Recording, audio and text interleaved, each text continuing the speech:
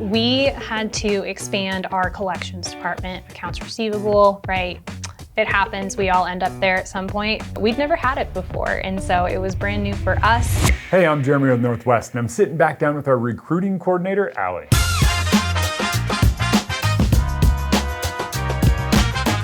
Hey, Allie. As company grows, they're often hiring for roles they've never hired for before. How do you go about hiring for a new role?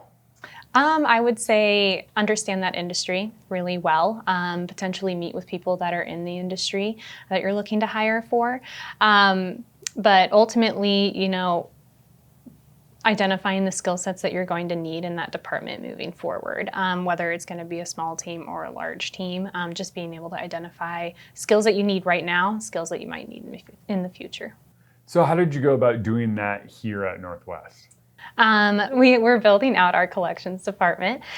We'd never had it before, and so it was brand new for us. We know what kind of people we want speaking with our clients. We wanted to take an approach to it that wasn't in that bullying kind of sense that collections can be, but more of a partnership and problem-solving aspect.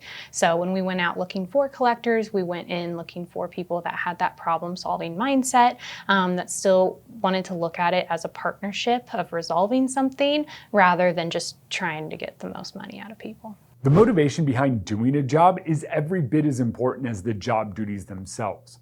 Finding someone who genuinely cares about your customers can make a big difference.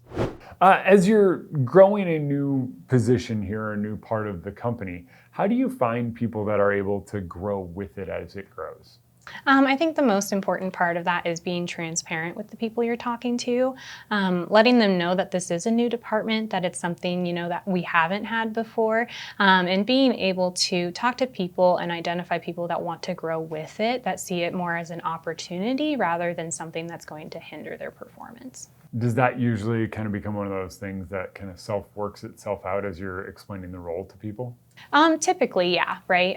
It's pretty transparent in our descriptions when we're hiring for a new department. But we also have those conversations, when we're in process with candidates. We're like, hey, this is a new department. How do you feel about that? We're going to have growth opportunities. We might be expanding it. Things are going to change. And really just picking up on how they feel about that kind of situation. And, if they're excited about it, if they're like, oh, wow, this is going to be a growth opportunity for me, rather than, trying to find that firm structure, then they're probably going to fit in. Growing requires adaptation.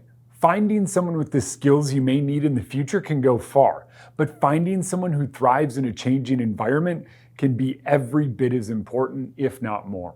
So what advice would you give someone watching this video who's starting to grow a new part of their company, just so they can kind of take away some of the scaries of it? I would say get familiar with the industry, right? You can look at other job postings from other companies if you want to kind of gain familiarity with it that way. Understand what skill sets you need right now, prioritize those, but also if you're talking to people that might have skill sets that you might expand into in the future, that's a pro too.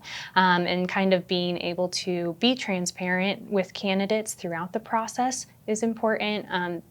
To make sure that you're bringing the right people on board that will succeed within that new department you're building. Thank you for taking the time, Allie. Really appreciate it.